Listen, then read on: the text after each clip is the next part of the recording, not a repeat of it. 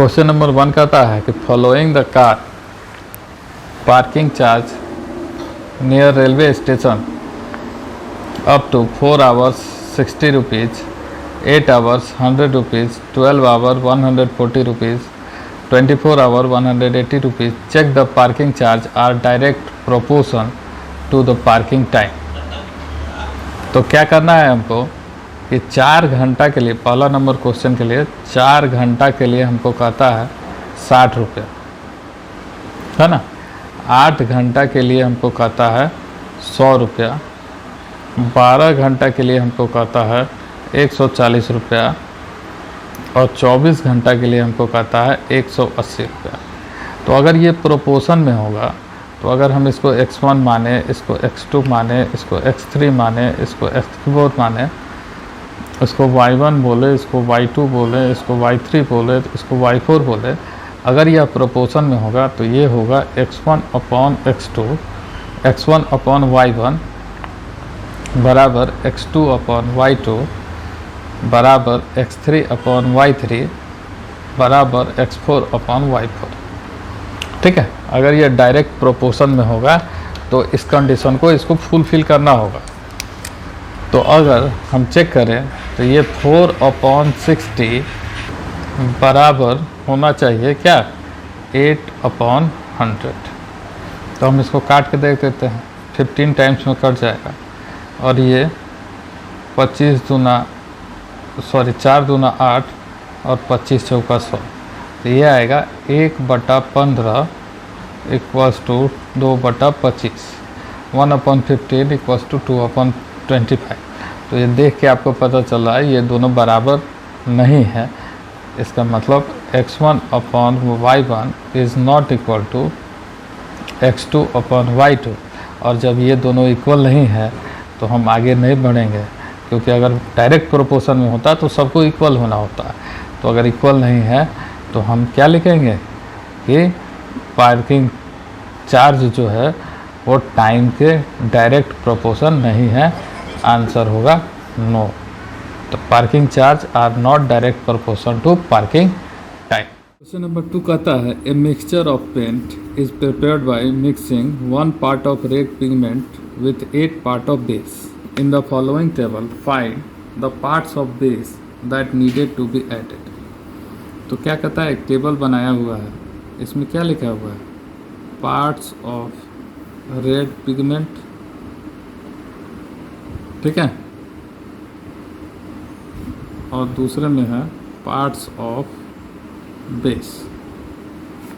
ठीक है, पहला में है 1 और 8, दूसरा में है 4 और ब्लैंक, तीसरा में है 7 और ब्लैंक, चौथा में है 12 और ब्लैंक, पांचवा में है 20 और ब्लैंक। तो हम इसको मान लेते हैं y2, y3, y4, y5 और ये हो जाएगा y1, ये हो जाएगा x1, x2, x3, x4, x5। ठीक है, तो हमको क्या करना है, हमको इस सब के पार्ट्स का बेस निकालना है। तो हमको पता है ये डायरेक्ट प्रोपोर्शन में है, इसका मतलब x1 upon y1 equals to x2 upon y2 होगा। इसका मतलब क्या हो गया कि 1 upon 8 equals to 4 upon y2 होगा। इसका मतलब क्या हो, क्रॉस मल्टीप्लिकेशन हम कर देंगे तो y2 बराबर 4 इंटू 8। ठीक है, 4 इंटू 8, इसका मतलब y2 बराबर 32। तो यहाँ जो ब्लैंक था 4 के नीचे, इसके नीचे आंसर होगा 32। उसी तरह से सेकंड वाले के लिए करेंगे तो ये होगा x1 अपॉन y1 बराबर x3 अपॉन y3। तो x1 अपॉन y1 बराबर 1/8 इक्वल्स टू 7 अपॉन y3 और इसको भी क्रॉस मल्टीप्लिकेशन करेंगे तो y3 बराबर 8 गुना 7 बराबर 56। ठीक है, तो ये y3 का वैल्यू क्या होगा 56। उसी तरह से y4 निकालने के लिए हम लोग करेंगे x1 upon y1 equals to x4 upon y4। तो ये क्या हो जाएगा 1/8 इक्वल्स टू x4 का वैल्यू है 12 अपॉन y4। तो फिर क्रॉस मल्टीप्लिकेशन करेंगे तो y4 इक्वल्स टू 12 इंटू 8। ठीक है, तो 12 8 जा 96, 12 8 96 होता है। तो ये y4 का वैल्यू क्या हो जाएगा, 96 हो जाएगा। और एक और लास्ट है y5, तो x1 अपॉन y1 बराबर x5 अपॉन y5। तो इसका मतलब क्या हो जाएगा, 1/8 इक्वल्स टू क्या हो जाएगा, 20 अपॉन y5।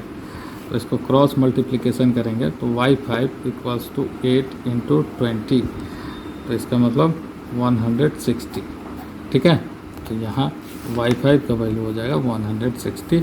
और इन्हीं सबको ब्लैंक्स में भरना था, तो इसी प्रोसेस से हम इसको निकाल लेंगे और इसको कर लेंगे। क्वेश्चन नंबर 3 कहता है, इन question 2 above, if one part of red pigment requires 75 ml of base, how much red pigment should we mix with 180 ml of base? ठीक है, तो कहता है वन पार्ट, ठीक है, वन पार्ट 75 ml बेस इसको चाहिए। ठीक है, तो हम लिख देंगे x पार्ट कितना, 1800 ml। ठीक है, तो ये डायरेक्ट प्रोपोर्शन में है, तो क्या हो जाएगा 1/75 इक्वल्स टू x अपॉन 1800। ठीक है, तो ये क्या हो जाएगा, क्रॉस मल्टीप्लिकेशन हो जाएगा। तो क्या हो जाएगा 1 into 1800 equals to x into 75। तो इसका मतलब x बराबर हो जाएगा 1800 अपॉन 75। ठीक है, तो हम इसको अब कैंसिल आउट करते हैं। कैंसिल आउट करने के लिए हम इसको क्या करेंगे, 1800 में 75 से या तो डायरेक्ट डिवाइड कर देंगे। डिवाइड अगर कर देंगे 1800 में 75 से तो क्या हो जाएगा, 75 2 जा 150।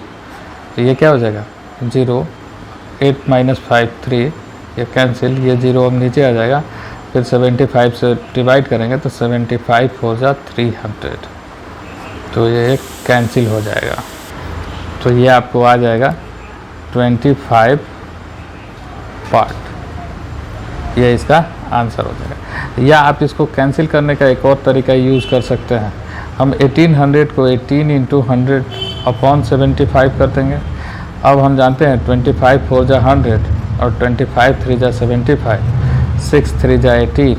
तो ये हो जाएगा 6 चौका 24, 24 पार्ट। तो आपको जो अच्छा लगता है आप उस तरीक़ा से बना सकते हैं, आंसर दोनों से सेम ही आएगा। क्वेश्चन नंबर 4 कहता है, a machine in a soft drink factory files 840 bottles in 6 hours. How many bottles will it fill in 5 hours? तो क्या कहता है कि 1 घंटा में सॉफ्ट ड्रिंक का जो फैक्ट्री है वह 6 आवर्स में 840 बोतल बना लेता है। ठीक है, तो आपको निकालना है कि 5 घंटे में ये कितना बोतल निकालेगा। तो 5 घंटे x बोतल्स बनाएगा। ठीक है, और डायरेक्ट प्रोपोर्शन में है तो क्या हो जाएगा 6 upon 840 equals to 5 upon x। अब इसको हम लोग क्रॉस मल्टीप्लिकेशन कर लेंगे तो हो जाएगा 6x इक्वल्स टू 840 इंटू 5। तो x बराबर क्या हो जाएगा 840 इंटू 5 अपॉन 6। तो 6 से 840 को काट देंगे, 840 को भागा दे देंगे हम लोग 6 से। तो क्या हो जाएगा 6 कम 6 2 24, 6 चौका 24, ये 0 बचा तो 0 यहाँ चला आएगा। तो ये हो जाता है 140 इंटू 5। ठीक है, तो अब क्या करेंगे 140 को 5 से गुना कर लेंगे। 5 इंटू 0 0, 5 4 जा 20, 5 1 जा 5, 5 2 7, 700। तो ये हो जाएगा 700 बोतल्स। ठीक है, ये इसका आंसर हो जाएगा। क्वेश्चन नंबर 5 कहता है,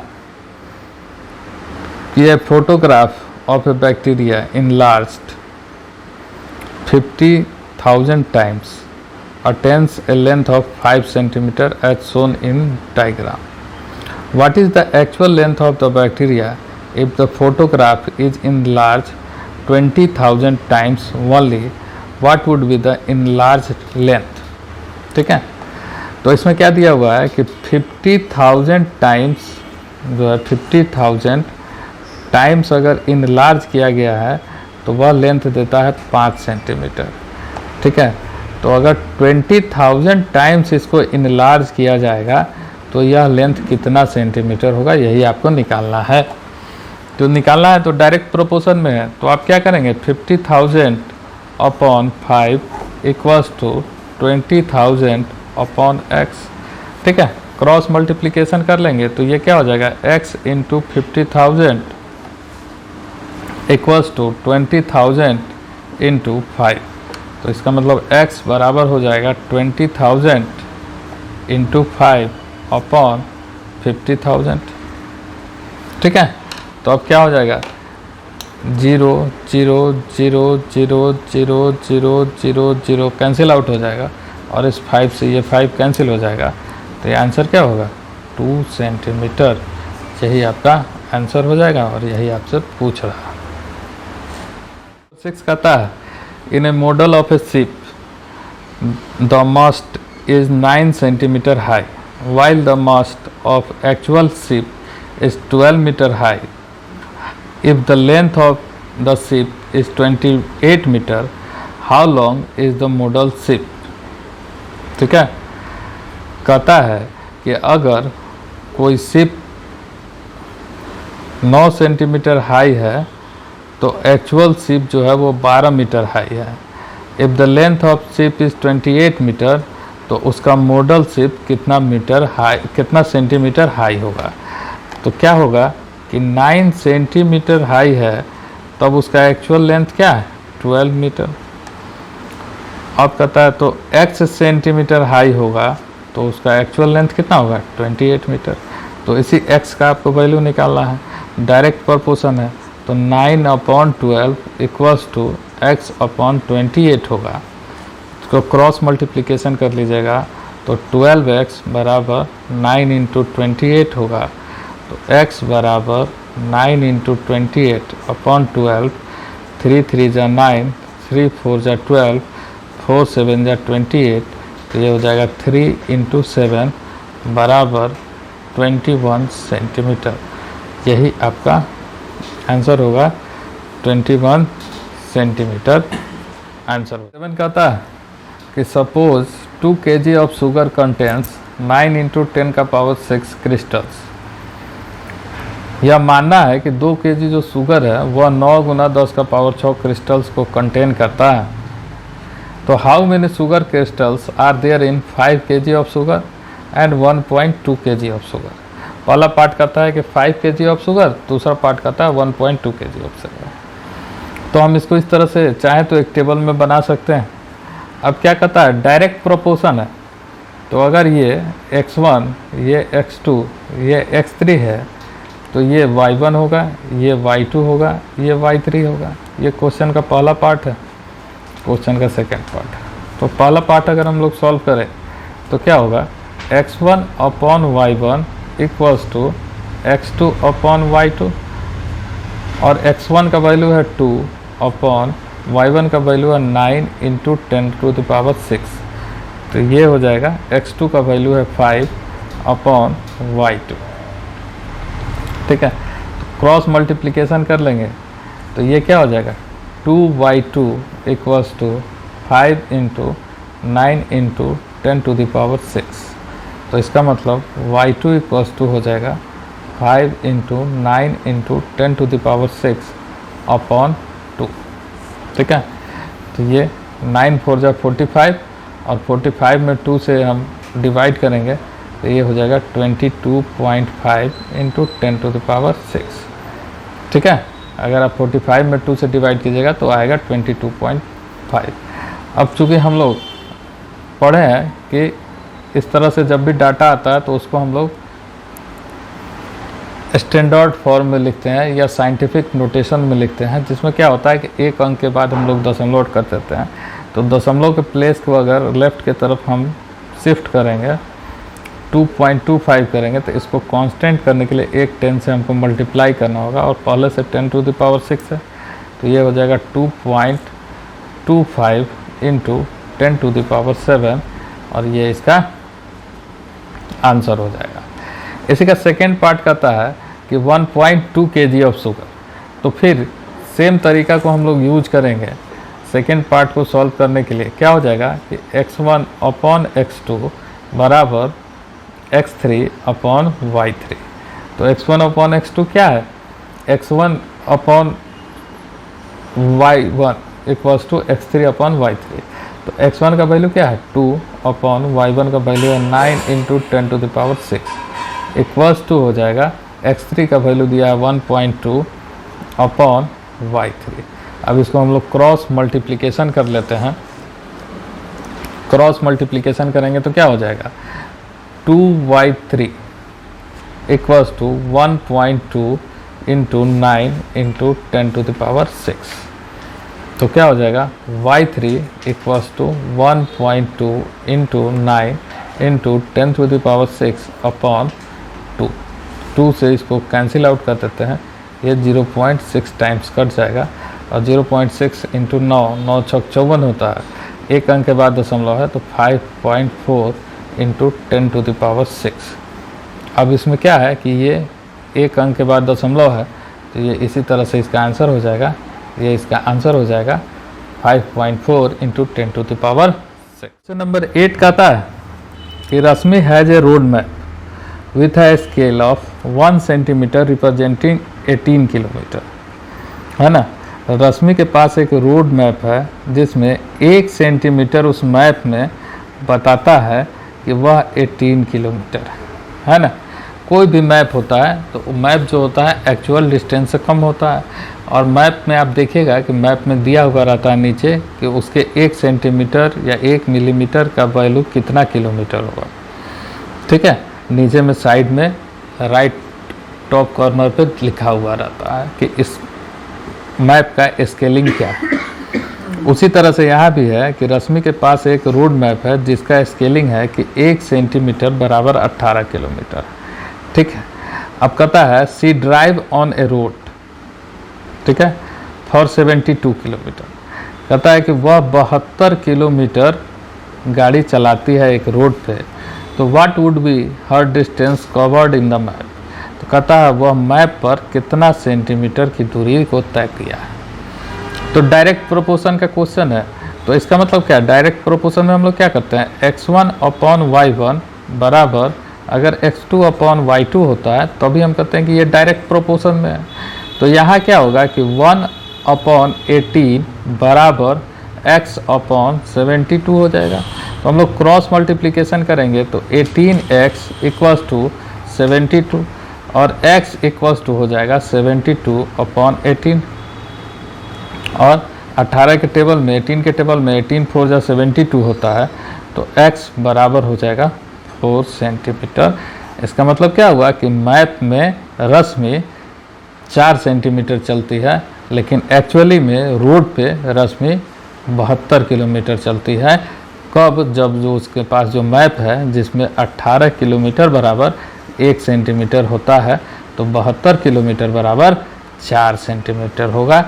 आप इसको इस तरह से भी समझ सकते हैं कि 18 को 4 से गुना किए तो 72 हुआ, तो 1 को 4 से गुना कर देंगे तो 4 हो जाएगा, ठीक है। ये आप अपने आंसर को क्रॉस चेक करने के लिए यूज कर सकते हैं।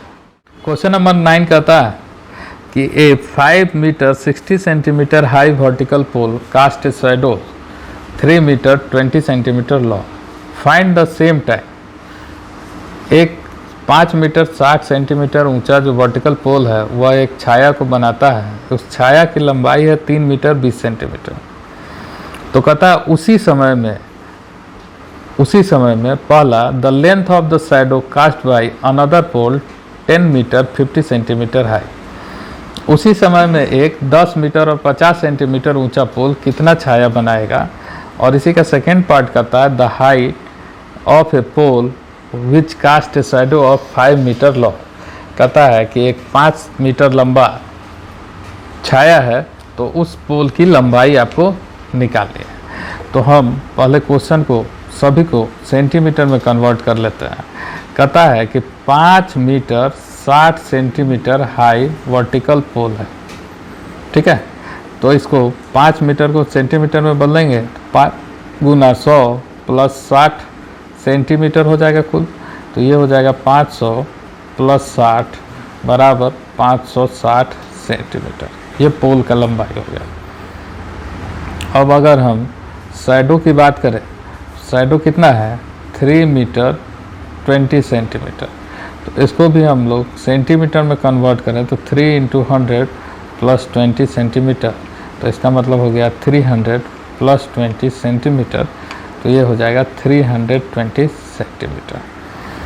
अब कहता है find the at the same time.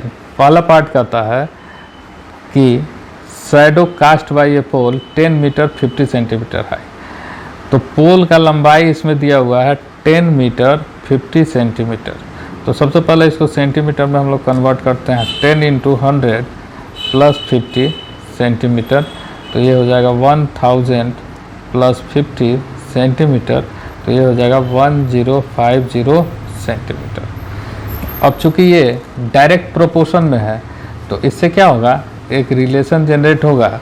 Relation क्या बनेगा, रिलेशन बनेगा कि 560 मीटर जो लंबा पोल है उसका शैडो है 320 सेंटीमीटर।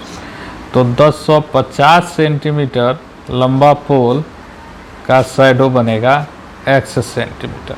अब चूंकि ये डायरेक्ट प्रोपोर्शन में है, तो x1 अपॉन y1 बराबर x2 अपॉन y2। और यहाँ क्या, ये हो गया x1, ये हो गया x2, ये हो गया y1, ये हो गया y2, ठीक है। तो यहाँ सबका वैल्यू पुट कर देंगे। 560 अपॉन 320 बराबर 1050 अपॉन x। अब हम इसको क्रॉस मल्टीप्लिकेशन कर लेंगे। तो x × 560 इक्वल्स टू 320 × 1050। तो ये क्या हो जाएगा, x इक्वल्स टू 320 × 1050 अपॉन 560, ठीक है। तो अब हम इसको कैंसिल आउट कर लेते हैं। ये जीरो कैंसिल हो गया।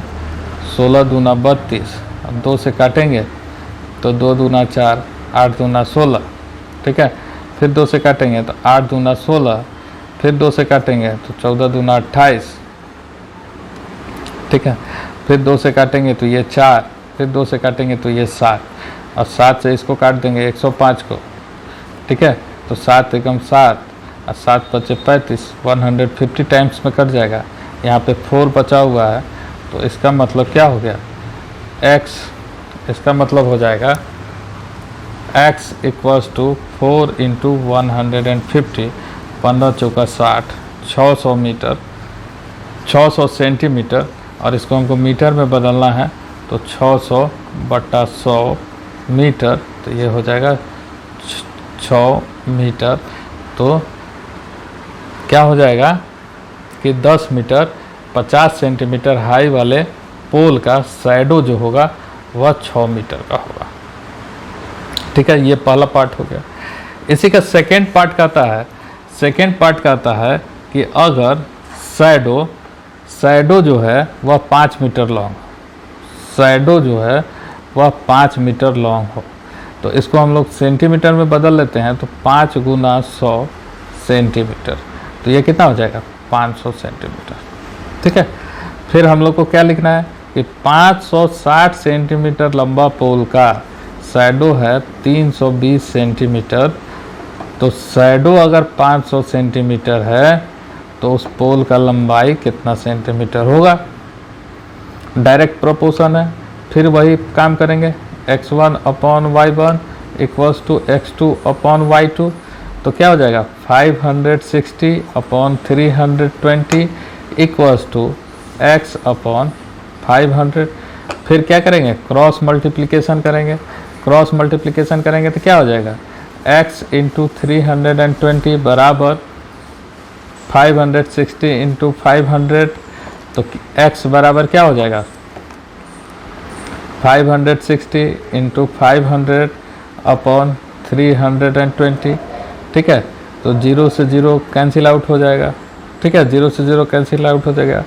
अब इसको 8 टाइम्स कर काट देंगे, 8 4 जा 32, 8 7 जा 56। ठीक है, कट गया। अब इसको 4 से काट देंगे, 4 से इसको काटेंगे, 4 एकम 4, 4 दूना 8, 4 पचे 20।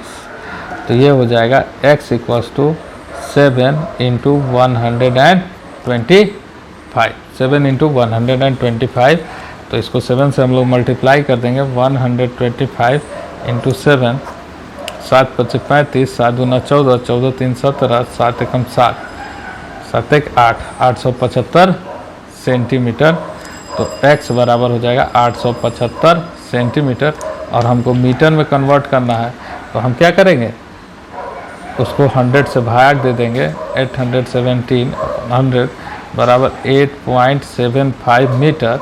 और इसी का मतलब होगा 8 मीटर और 75 सेंटीमीटर। तो ये हमारा आंसर हो जाएगा 8 metre and 75 centimetre. Thank you. 10 कहता है a loaded truck travels 14 kilometre in 25 minutes.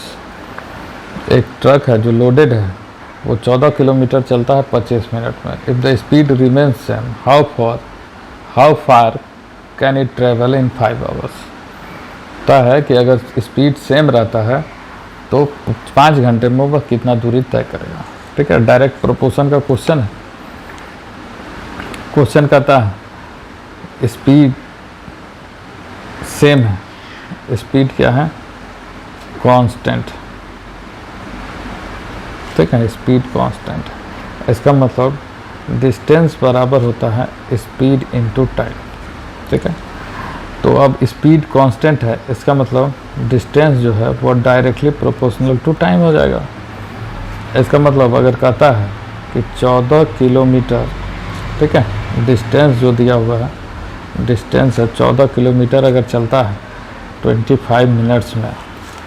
ठीक है, यहाँ टाइम लिखते हैं, तो यहाँ 14 किलोमीटर अगर चलता है 25 मिनट्स में, तो इसको चलना है 5 घंटा। तो इसके लिए डिस्टेंस कितना होगा, x कितना होगा। ठीक है, डिस्टेंस आपको निकालना है, तो सबसे पहले इस 25 मिनट को आवर में बदल देते हैं, तो ये हो जाएगा 25/60 आवर्स। ठीक है, कोई दिक्कत नहीं है।